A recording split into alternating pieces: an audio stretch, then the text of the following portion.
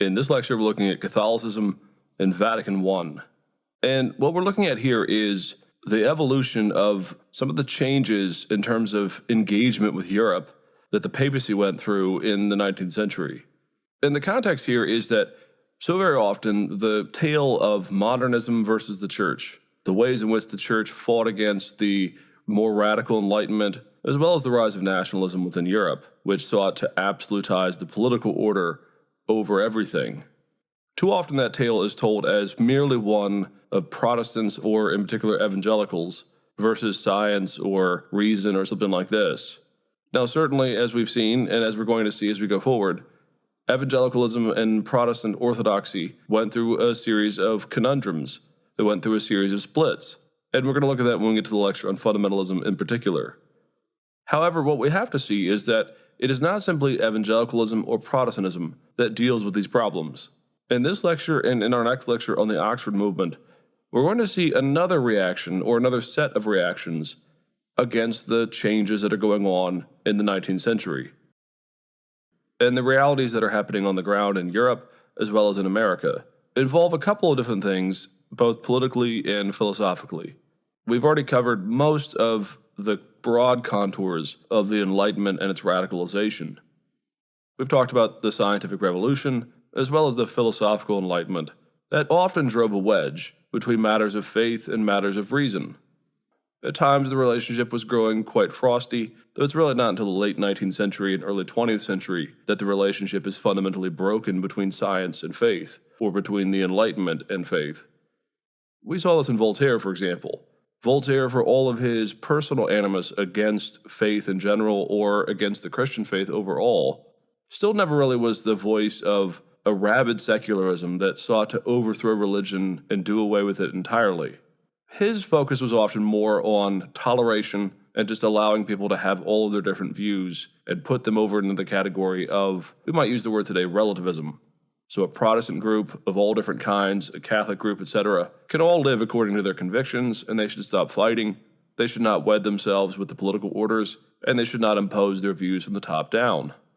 One of the great holdovers from the Reformation period and the 17th century, so roughly, you might say 150 years, is that in certain countries and in certain contexts, despite the Revolutionary era and despite some of the changes that had happened as a result of the Enlightenment and other factors, the church and state problem had not quite resolved itself as fully as people, maybe in the modern world, like to think that it had. We saw this, for example, in France, where the crown very often saw itself as either over the church, or at times, depending on the monarch, depending on his personal views, as the enforcer of Catholic orthodoxy. The Catholic Church in Protestant nations, or at least historically Protestant nations, even if they were growing increasingly secular, also was coming under fire. And we talked about Catholic oppression or suppression in the American context, but the same would be true in other countries as well. In Germany, the political order by this point was relatively secular, you might say. It was not overtly based off of a religious principle of being Lutheran or something like this. But what's going on here in the early to mid 1800s is that in countries where there is an expressed religious commitment, the complexities of the Catholic Church's involvement with that country was only increasing. And in countries where there was a secular order, maybe after a revolution, or in America after the separation of church and state dogmas were put in place during the revolution, the Catholic Church in these areas often, as we've seen, had to do a bit of a dance between expressing itself as loyal and faithful to the ideals of the culture around them at large, as well as maintaining their unique identity as Roman Catholic. Well, at the more popular level, or at least at the maybe philosophical level, most countries experience some amount of criticism against the Catholic Church for having political power that was interfering with the maybe desires or the policies of those who were in power. This is particularly the case in France. France had always, from the time of the Huguenots, and of course long before, been partner to the papacy and to the Roman Catholic Church, and by and large the same was true in Italy and other countries. However, the complexities were, again, that many of these countries began to change, adapt, or to chart new paths as to the principles of their nation. And so, increasingly in some areas, there was not as much commitment to follow the will of the Pope. They were not as entangled, maybe, at least interpersonally, as they had once been. And if you add to that the rise of rationalism, materialism, and a real heady scientific antithesis to the faith, the Catholic Church was in a position, and the Pope in particular was in a position, to feel that the situation was not all the best footing, and that people were beginning to slip. Not so much that they were beginning to slip away from the Catholic Church by and large, but there began to arise some ideas about the role of the Pope and his particular authority in the life of the Church, or in the life of society. Some began to question whether or not the Pope had the right to challenge or to define dogma on his own.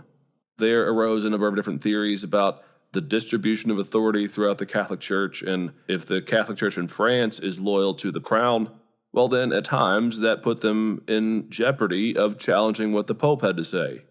And you can see, again, this has a lot of different applications in a lot of different countries all throughout Europe and in North America. How are those living in a variety of different contexts going to understand their role in relationship to the authority of the Church, and in particular to the authority of the papacy? And there are a number of different things that really set off a desire to have a council to redefine, or to double down, you might say, on the understanding of the Pope's authority. In 1854, the papacy defined what we today know as the Immaculate Conception. Now, this is often misunderstood by non-Catholics or by those who are not Christian at all. The Immaculate Conception is not related to Jesus' birth per se, at least primarily. Sometimes you do see a confusion here, this idea that the Immaculate Conception, or the sinless conception, immaculate just means without sin, that this somehow refers to Christ being sinless. Well, that's not the case. The Immaculate Conception promulgation in 1854 was about the sinlessness of Mary, that Mary was born without sin in preparation of her being the Mother of God, and this had been a more or less traditional doctrine that runs back through various threads to the Middle Ages. It certainly wasn't ever defined fully, but it was widely embraced by a number of different Catholics over the years. Well, in 1854, again, the papacy clarified that the doctrine of the Immaculate Conception is the official teaching of the Catholic Church. Well, that seemed to spin everything off axis for a while.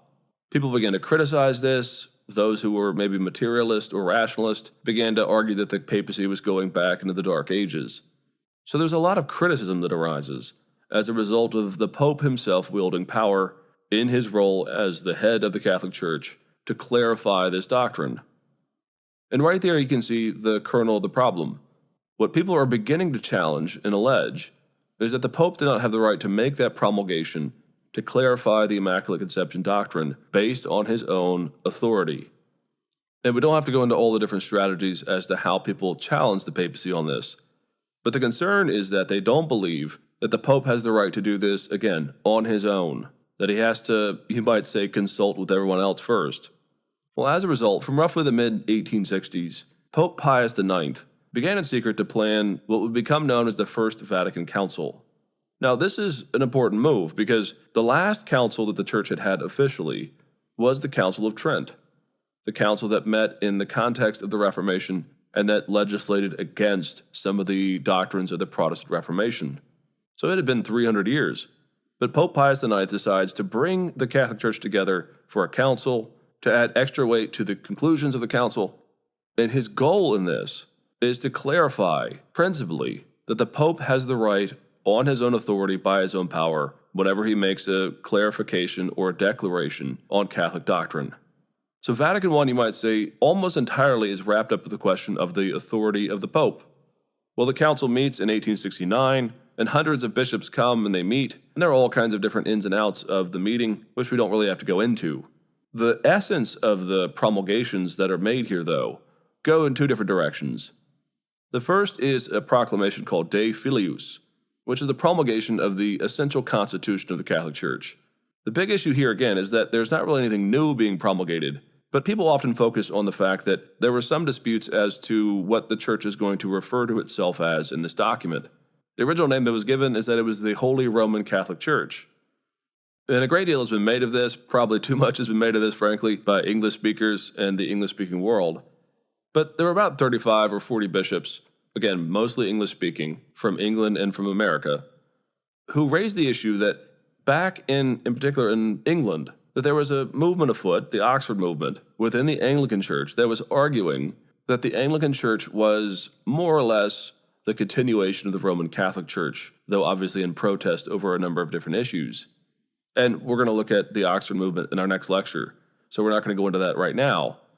But these 35 or 40 bishops prevailed on one small point, which is that they added the word apostolic to the promulgation of the self-identity of the Catholic Church. The Church is the Holy Apostolic Roman Catholic Church, which was designed to undercut, again, any of the Protestant groups, and in particular the Anglican groups, who were in the 19th century beginning to argue that they had always been more or less Catholic. And the Catholic Church shuts it down right here. The more important proclamation, though, was voted on July 18th, 1870, and it is the proclamation called Pastor Aeternus. And in this document, which had been put together before by the Pope, by Pius, as well as by a number of the cardinals there in the Vatican, and they had vetted it and come to the conclusion that they liked it. The central thrust of this document, again, is not the promulgation for the first time, you might say, of anyone ever believing in the authority of the Pope. This often, again, strikes non-Catholics as a bit strange. Why in the world did they wait till 1870 to define the infallibility of the Pope, or the authority of the Pope? Well, again, you have to understand the importance or the goal of this document. The document's case is that they are saying, clarifying on the issue of faith and morals, that the Pope, as the head of the Catholic Church, has the right to speak on his own should there ever be a need. He does not have to have the will of the body. He doesn't, technically speaking, have to consult with anybody.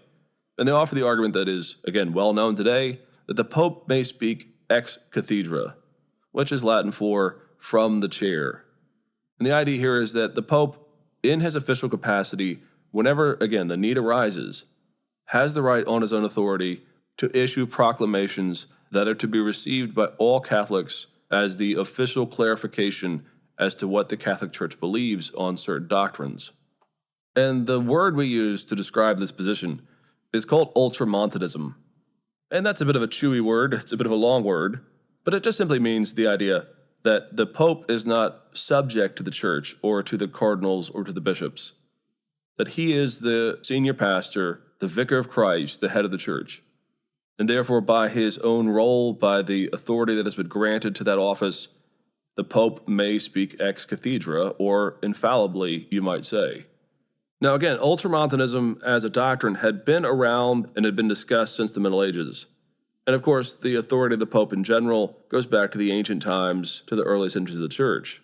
In the early centuries, though, there was not yet posed the question as to the extent or the limits of the authority of the Roman bishop. In the Middle Ages, of course, the idea becomes more firmly fixed based on a number of different issues, often from the context of wildly rebellious scholastic theologians or kings of Europe challenging the Pope's authority. In this case, though, what happens at Vatican I, again, is a doubling down on the authority of the Pope. It's a reminder, you might say, again, a clarification as to the Catholic position on the authority of the Pope. It puts an end to the question of, can people criticize doctrines or remain Catholic without embracing anything the Church says is infallibly the official teaching of the Catholic Church? It slams the door, in other words, to the revisionist understanding of the Catholic practice and faith that was swirling around in different European countries and in the context of North America. Now, the document itself, again, is not all that complex, and it's not arguing a number of new, subtle points about the authority of the Pope. Rather, it's stressing that this is how it's always been, and this is how it's going to be for the future. Now, the aftermath of the Vatican I Council is important to realize, because the context of Vatican I sets up a long trajectory that goes all the way through the 20th century as to how the Catholic Church will engage with a number of different countries and a number of different contexts around the world. Simply put, as the unfolding of Vatican I begins to dawn on people, you see different contexts embrace or not embrace fully some of the essential core teachings here. Now, we need to be very clear here. The document is very specific that the Pope's infallibility, his authority, is whenever he promulgates on faith and morals from the chair, ex cathedra. It is not the case that if the Pope orders a steak or a salad or something for dinner, that he is doing so infallibly, or any of the other bad jokes about if the Pope were to saw a piece of wood, would he saw it infallibly. Those are all bad jokes that simply don't understand the Catholic doctrine. The Catholic doctrine is the Pope can speak ex cathedra, and when he does, it is not to be questioned or ignored. Immediately, though, and again, all the way down to the early 1900s, there arose a bit of a back and forth between different contexts. Those Catholic leaders who lived in countries where they were often being assailed by different groups, whether it was from the political realm or from Protestantism. Occasionally in those contexts, there arose the belief that the Pope was infallible on more than just ex-cathedra issues. So if the Pope were to deliver a sermon, those who were more zealous to defend the authority of the Pope really stressed that you ought not question anything the Pope has to say. It becomes almost fanatical in some cases, only in rare cases, but it becomes almost a fanatical understanding of the authority of the Pope. Now, to be clear, the document, Vatican I, none of that says that you ought to believe that the Pope, in all matters, whatever he says, whatever comes from his mouth, is infallible. But when you actually play out the Catholic doctrine in different contexts, you can see why some of these more extreme understandings of papal authority came on the rise. In other countries, America being a great example, they seem to almost ignore Vatican I. In fact, there were a number of American bishops, notably Bernard McQuaid, for example, who essentially argued that in the American context, the Catholic bishops didn't really have to pay all that much attention or talk all that much about Vatican I. In other words, he just kind of shrugs his shoulders and says, all right, that's nice. Not really all that important for us, though. Now, the question is, why would he say that? Well, the short answer is, he's in, the American context where the fear of the dominance of Catholic authority was going to be the plague that ruins America. Also, though, there is a liberalizing tendency in places like America, as well as other countries, where they just simply don't want to go along with this, at least fully. Now, we don't need to make the case that all of American bishops are this way, but it just goes to show that in different contexts, the response to Vatican I sometimes actually froze people out a bit more. And so you might say that Vatican I introduced two trajectories that began to occur that go all the way through the 20th century. There are those who are steadfast in their loyalty to the Pope and to traditional Catholic doctrine, as well as to the traditional faith, at least as it is being defined in their day. And again, you see this as the Catholic Church goes global. There are countries around the world where when the Catholic Church takes root, and depending on the cultural matrix that it fits within, you see this real doubling down on zealous, passionate Catholic practice. In other contexts, other countries around the world, certainly countries in Europe, there is increasingly a liberalizing tendency where people sometimes feel free to ignore all kinds of things that, at least according to Vatican I, they are not supposed to ignore. So in other words, Vatican I gives us the context of 20th century Catholicism. A lot of the great tussles within the Catholic Church globally over the 20th century always seems to revolve around the question of who's challenging the Pope and who's not. Now, that's not the only issue, obviously, but you see often fights back and forth, liberals being removed from office, conservative movements coming back in, all these kinds of things. A real complex story of global Catholicism in the 20th century that really, again, is shaped by the context of Vatican I. Are you going to follow what Vatican I says? Or are you going to follow the Pope? Are you going to follow traditional orthodoxy? Or are you going to more or less ignore it and move along and kind of liberalize yourself however you wish? Now, it's very hard to tell a global story of an entire century, the 20th century, in just two strides. But if you take that relatively simple hermeneutical key, that interpretive key, whenever you see a fight arise, whenever you see someone deposed in, say, the 50s or 60s, or you see certain watchdog groups being put in place to check the orthodoxy and the fidelity of certain countries or bishops, these kinds of things, this is what's going on here. It's the Catholic Church ensuring that people are actually aware that to be Catholic, you have to follow the Pope's pronouncements and the traditional faith that has been handed down by the magisterium. Now, immediately after Vatican I, unfortunately, the Pope went through a further crisis. One of the enduring legacies of the Italian states, all the way from the Middle Ages, is that it was not really an actual nation or country in the collective sense that you see in other parts of Europe or around the world. Well, in 1870, a very important figure, Victor Emmanuel II, actually comes in and annexes all of the central band of the Boot of Italy, all the areas that had formerly been known as the Papal States. Now, Emmanuel is widely loved because he is the man who actually brings Italy into existence as a collected nation.